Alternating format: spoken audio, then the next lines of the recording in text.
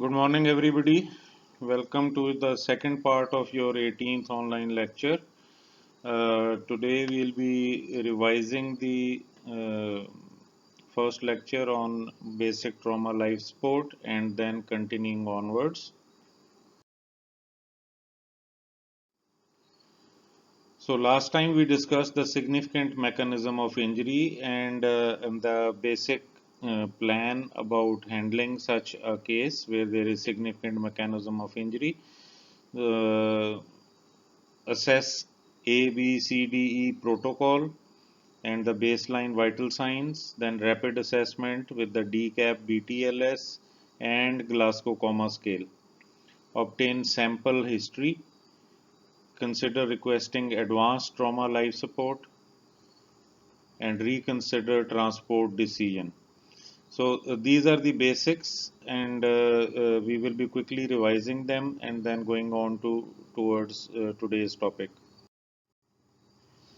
So, with regards to the A, B, C, D, E protocol, airways, the management is head tilt or chin lift or oxygen, breathing, respiratory rate, chest wall movements, chest percussion, lung auscultation, pulse oximetry, and the management includes positioning the patient correctly, inhaled medications, bag mask ventilation, or decompressed tension pneumothorax. Tension pneumothorax, as you know, is decompressed by placing a chest tube.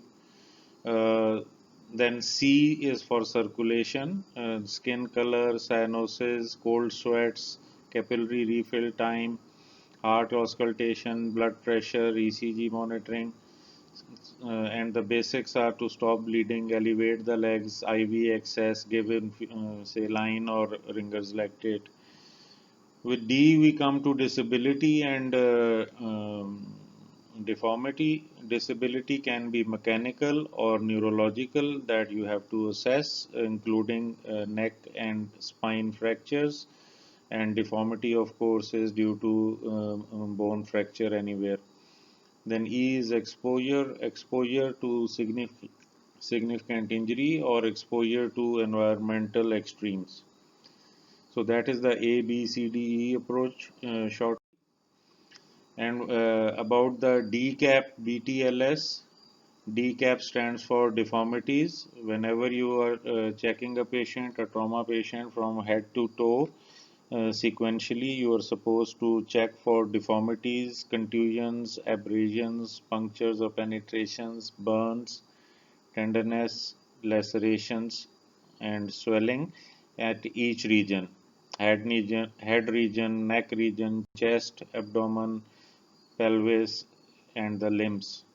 Each region is sequentially checked for DCAP BTLS. Now we come to Glasgow Coma Scale. And this needs to be understood. The eye opening response, there are three basic things that are checked. One is the eye opening response, the second is the best verbal response, and third is the best motor response. Each of these then comprises of subheadings which are checked. Eye opening response gets a total of 4 points. Best verbal response gets a total of 5 points, and best motor response gets a total of 6 points. 4, 5, 6, E, V, M. E for eye, V for verbal response, M for motor response. So EVM 4, 5, 6. In case of eyes, if the patient opens eyes spontaneously, then that gets 4 marks. If you call the patient, say the patient's name or ask the patient to open his eyes and the patient opens his eyes, then it's 3. If you pinch the patient or induce some pain and the patient opens his eyes, then it's 2. And if the patient still gives you no response, then that is 1. The lowest score is 1 anywhere. So 1 here, and 1 here would mean a Glasgow's Coma scale of 3, which is a totally unresponsive patient. There is no zeros here. So in the best verbal response, if the patient is oriented to time, place, and person and talks to you coherently, that is 5. If the patient is confused and talking irrelevant things, then that is 4.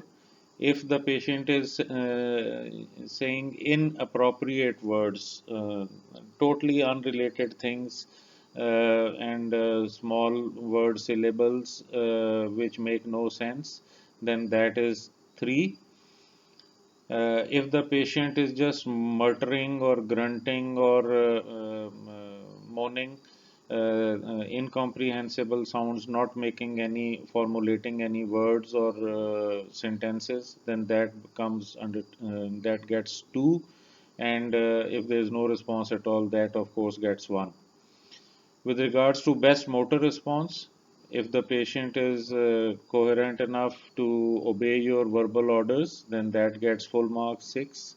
If you pinch the patient and the patient's hand moves to the pain spot, then that is called localizing of pain. That gets 5 points. Flexion withdrawal from pain. If you pinch some place and the patient um sort of bends away from the pain, that gets 4. In case you pinch a patient and there is abnormal flexion, meaning thereby there's extension in the legs and flexion in the arms, no, it doesn't localize, go to the hands, don't go to the painful spot, they just flex in their position, and the legs get extended. That is decorticate, where the cerebrum is higher mental functions are not working, and that gets 3. Then there is abnormal extension or decerebrate rigidity, where the when you stimulate the body with the painful stimulus, and both the arms and legs go into decerebrate rigidity, extreme extension, that gets 2. So the best response would be 6 plus 5 plus 4 is equal to 15. That is the best response. And if the patient gets a score of 8 or less by totaling all these, then that means the patient is has a severe head injury and is comatose. Any other score above 8 but between 50 would also mean a cerebral contusion or shock, and the patient needs to have neuro observation for the next 24 hours.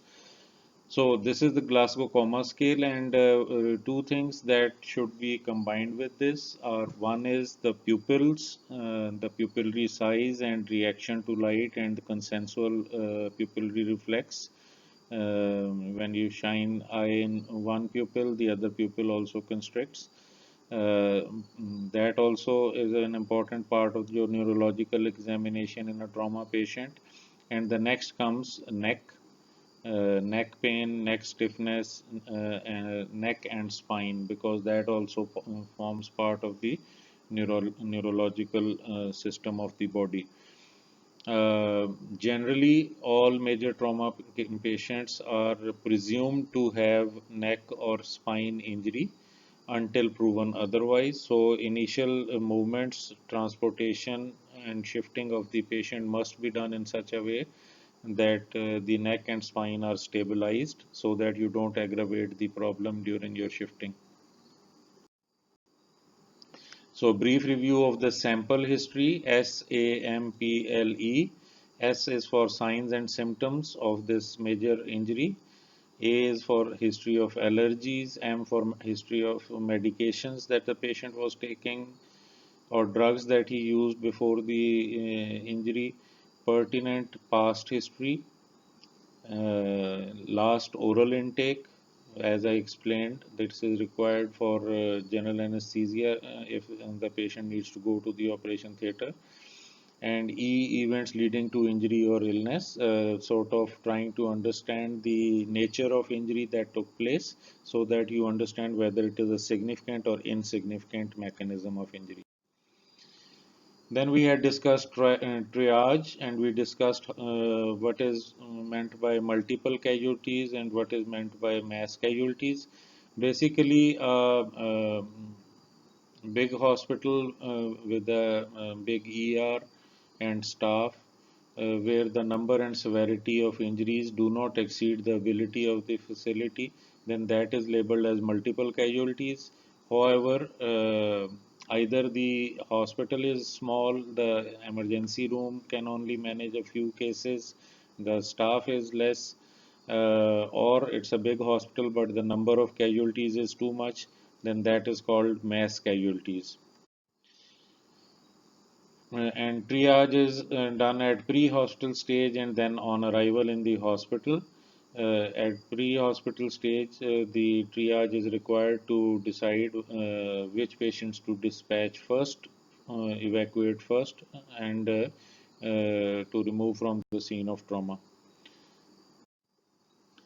Then, as we discussed, triage is there are two main types of triage. Triage sieve is a very basic sorting out, dividing the casualties into dead, walking, and those injured, unable to walk. Triage sort is a relatively more detailed sorting out. Category 1 and 2 pertain to the injured. Category 3 pertains to the walking, and category 4 pertains to the those who are either already dead or those who are expected to die within a short period of time. So category 1 is these patients are the most critical and they cannot wait. They need immediate help and surgical intervention, and they get the first priority in evacuation from the scene of injury.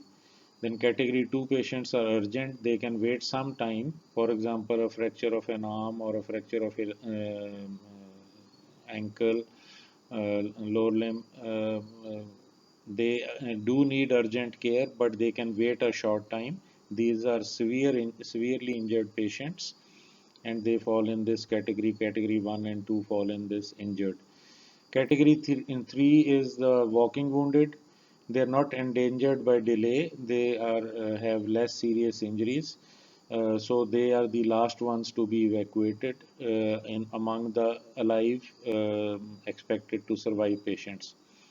Category 4 pertains to people who have sustained such injuries that the person doing the triage decides that this patient is not going to survive anyway, so there is no charm in wasting and the ambulance services on these patients. For example, with half the brain lying outside, the patient is still taking some breaths, the heart is still beating, but you know that the patient is brain dead. So, in such a case, you would much rather use that ambulance to evacuate the critical patients rather than waste on such expectant patients. So, that is category 4. Expectant means that you are just waiting for the patient to die. You know that this patient is not going to survive. So, with regards to transport, as I had explained earlier, uh, oxygen has been given, cervical collar has been fixed, pillows have been rolled on both sides of the neck, and the patient's head has been strapped to the spine board. This is a spine board lying on the stretcher trolley, and then there are straps, these red straps anchoring the patient to the spine board, and then you have these purple straps um holding the spine board in place on the stretcher trolley, so that all these precautions are taken to ensure that the injured patient, the injury is not exacerbated due to faulty positioning and faulty uh, stabilization position of the patient during the transport. As you know, ambulances try to move very fast, and in traffic and in cities there are turns and traffic. So the ambulance may be swerving from one side to the other, and the patient may roll off the stretcher. So they need to be stoutly stabilized on the stretcher trolley. So now we move on to the if there is no significant mechanism of injury, we discuss the mechanisms of injury and the signs of significant mechanisms of injury last time. However, if you have concluded that there is no significant mechanism of injury involved, step one is to reconsider the mechanism of injury in your sample history, signs and symptoms. You try to establish uh, whether you are not missing anything, which may make it a significant mechanism of injury. Then you determine the chief complaint. For example, the patient may have injured his hand, the patient may have injured his finger, the patient may have injured a single joint. And then you perform focused physical exam where you know that the patient is otherwise stable. Generally, his life is not under threat, but he is, of course, injured. And then you focus your physical exam onto the chief complaint and according to the mechanism of injury.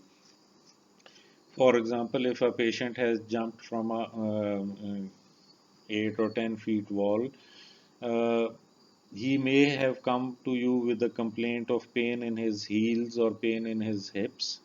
But keeping the mechanism of injury in mind, you also want to exclude any injury to the spine because of jumping from that high spot. Although the patient is not seriously injured and is telling you his problems, but the mechanism of injury is important to determine what other parts of the body may have been injured. You don't want to miss things away from the focused physical exam.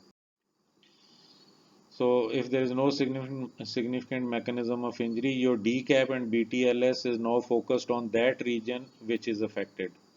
Baseline vital signs, of course, are always taken, and sample history is taken, including the E, to try and find out the details about the mechanism of injury. Basic rules of assessment are that while you are examining, now this patient is awake. While you are examining the patient, you must explain to the patient what you are doing so that if your examination causes some pain, the patient understands that you are only trying to help the patient. Then expose the areas before assessing front and back sides of the body, and the whole limb or abdomen or chest have to be exposed before you start your assessment, because that way you are less likely to miss any other injury associated in the same region. And then, as I said already, you must always assume that there is a spine injury and handle the patient in such a way. For example, if you want to check the back of the patient, you don't ask the patient to sit up, you just help the patient in rolling over to one side and then examine the back. The cervical spine injuries are important in trauma, and every major trauma, significant mechanism of injury patient is presumed to have a cervical injury, especially if they have some pain because of whiplash injuries or jerks to the neck in sudden stopping of the vehicle after striking some object. So, cervical collar is always placed on the patient.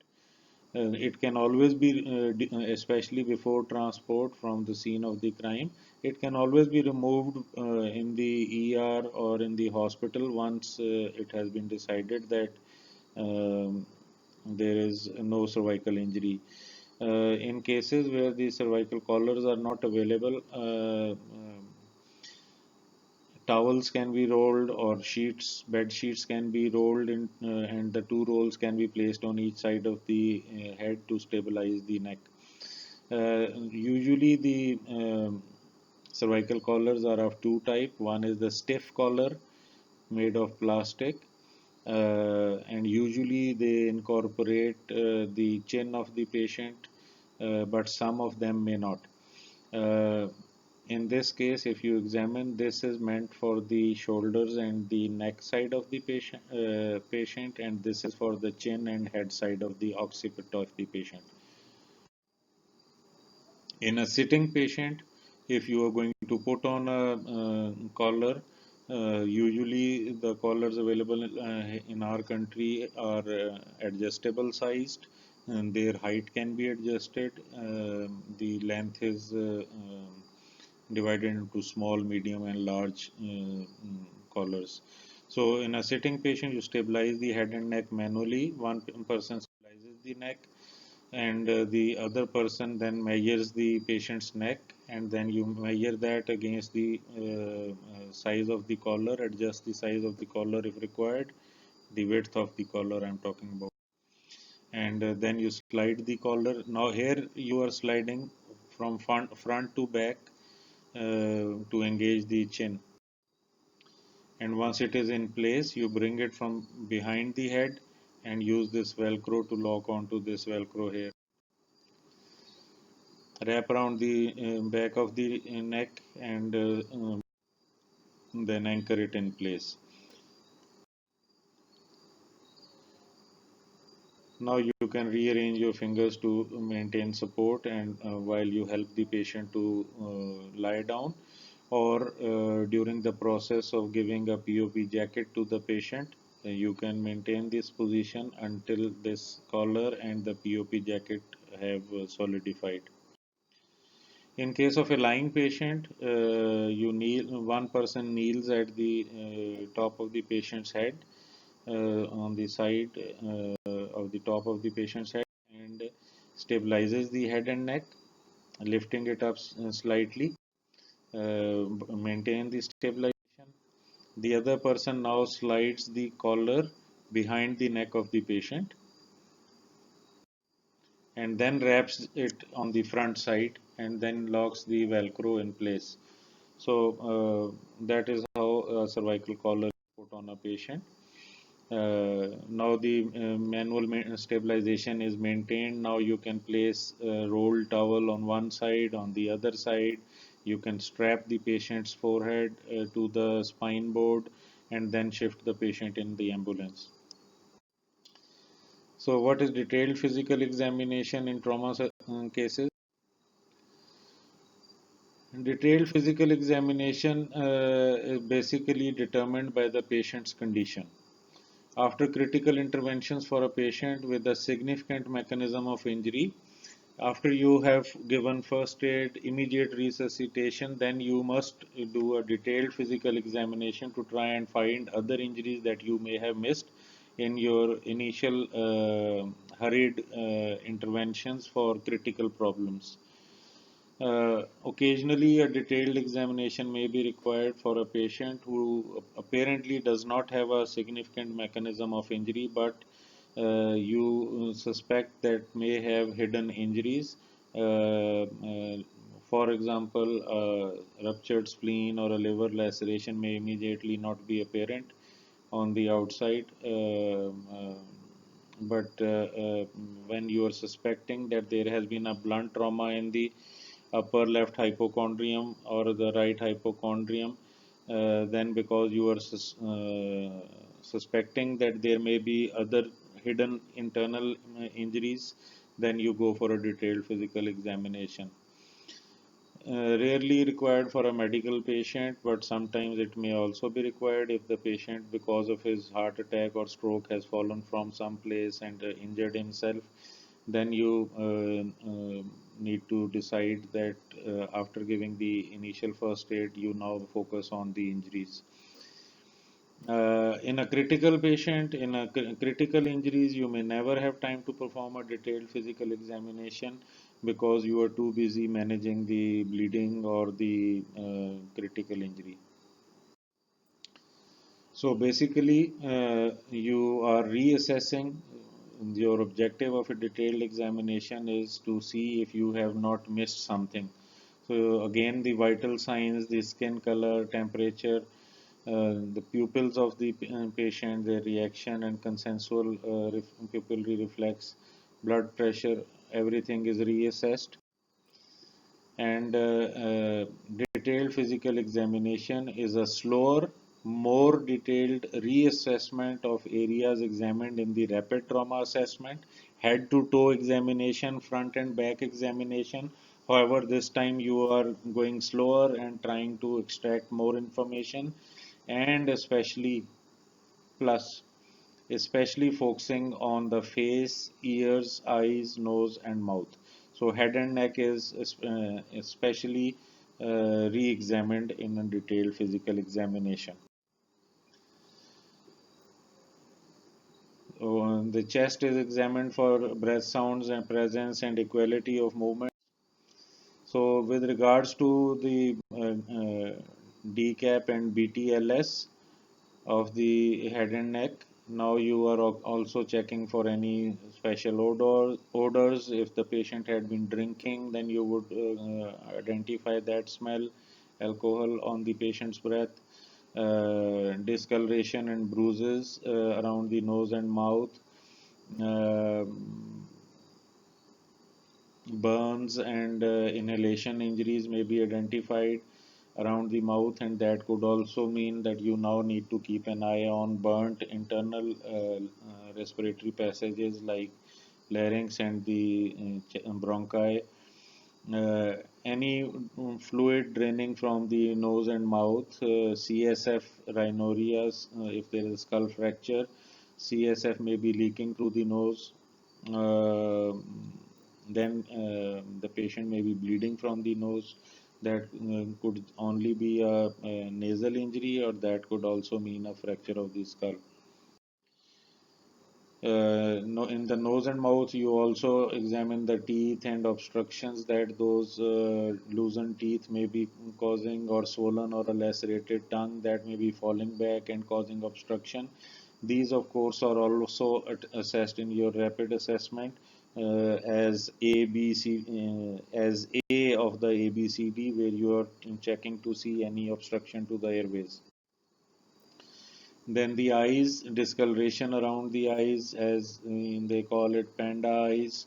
That is a sign of either forehead injury or a fracture base of the skull, unequal pupils, neurological injury, brain injury. Foreign bodies in the eyes also need attention, and blood in the anterior chamber is also a sign of serious injury to the eye. In addition, the abdomen, pelvis, and extremities may already have been assessed during the rapid trauma assessment. Uh, Here, in detailed physical examination, you go over them again in a more systematic and slower fashion, more detailed examination. And if it has not been done previously, then you must do it now. So, detailed physical examination, rapid assessment is usually done at the scene of trauma, and detailed physical examination is generally done once the patient arrives at the ER. So let's go through this to revise. A, B, C, D, E, airway, breathing, circulation, disability and deformity, and exposure to the extremes of environment and mechanisms of injury. You are here, physical and trauma examination, rapid assessment, trauma assessment at the scene of the injury, vital signs and sample history are taken, patient is evacuated. Detailed physical examination is either carried out during the transit in the ambulance or after arrival at the ER. Ongoing assessment. Please remember, in multiple trauma cases, there is every likelihood of missing minor injuries that are overshadowed by the major obvious injuries, or internal injuries may be missed. So, repeated surveys of the mass multiple casualties or mass casualties are required. So, that is an ongoing assessment in the hospital. So once you are examining the patient, you have to establish whether there is a significant mechanism of injury or not. If yes, then perform a rapid assessment. If no, then you perform a focused assessment. If there is significant mechanism of injury, you must assess the mental state, continue spine stabilization, and perform a rapid trauma assessment, including the Glasgow Coma Scale, pupils, and neck examination. Vital signs are always checked: pulse, blood pressure, temperature, respiratory rate, skin color, cyanosis, cold sweats, pupils, and then you go for the rapid trauma assessment. DCAP, BTLS is done on the head, then on the neck, then on the chest, each of these regions from head to foot. And then remember that there is a posterior part surface of the body also. Don't just examine the patient from the front side. DCAP, BTLS, deformities, contusions, abrasions, punctures, burns, tenderness, laceration, swelling. This is done region wise. And the sample history is signs and symptoms, allergies, medications, pertinent past history, last oral intake, events leading to injury or illness. And then when you come to the detailed physical examination, you assess areas examined in the rapid trauma assessment in greater detail. Plus, you now focus more on face, ears, nose, eyes, and mouth. So, fracture base of skull may present with CSF coming out through the external auditory meatus or the ear also. So, all of these need to be assessed, which may be missed initially. Once you've cleaned the patient up, now you may see that again there is bleeding on the external auditory meatus or the pinna of the ear, and then you realize that initially what you thought was bleeding from the scalp, now you identify it as bleeding from the ear also. Triage, we have discussed multiple casualties and mass casualties. Then there is pre-hospital triage, and then arrival at the hospital, and then there is triage sieve, and there is triage sort. These four categories are important. In triage sieve, you just decide whether the patient is dead, in the walking group, walking wounded, or in the seriously injured group. And then in triage sort, you decide whether the patient is critical and cannot wait and must be evacuated on the first immediate ambulance available. And the category 2 pertains to a serious injury. However, this patient can wait a short time, like a major fracture. Then the category 3 is the walking wounded, whose life is not endangered by delay, and these are less serious injuries. And then category 4 are the patients whom it is obvious that they are either brain dead or the injury is such severe that they are not going to survive. Despite the fact the patient may still have breathing or heart may still be pumping, but you decide that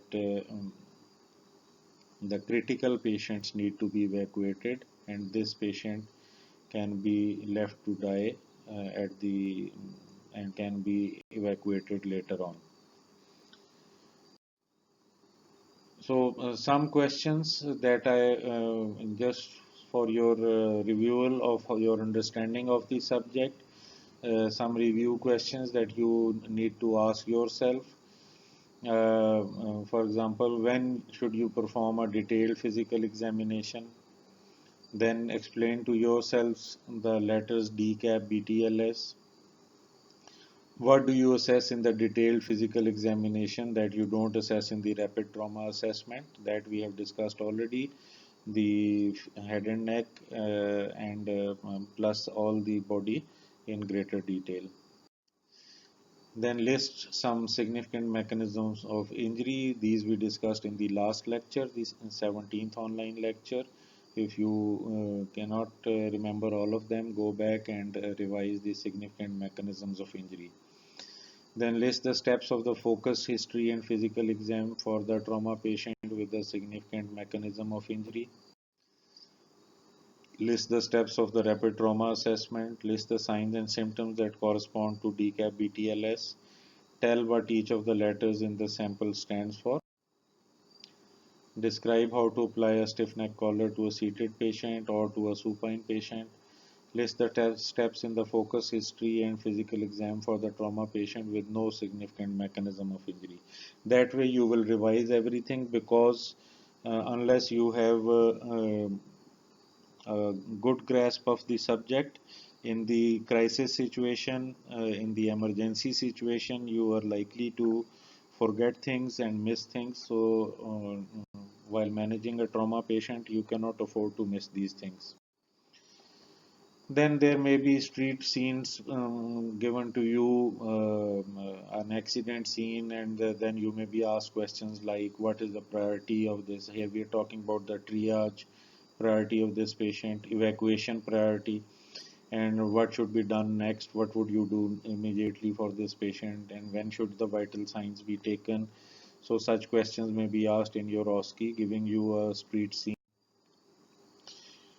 Or a street scene may ask you what should you do next for this patient, and what should be done for the detailed assessment if there's time before reaching the trauma center. So while you're waiting for the ambulance, or while in the ambulance, while the patient is being transported, what could be done? So such sort of questions may be asked either in your viva or in your OSCE, giving you a picture of a street scene, and then you may be asked to answer some questions. So with that, we come to the end of basic trauma life support lectures. There were two lectures.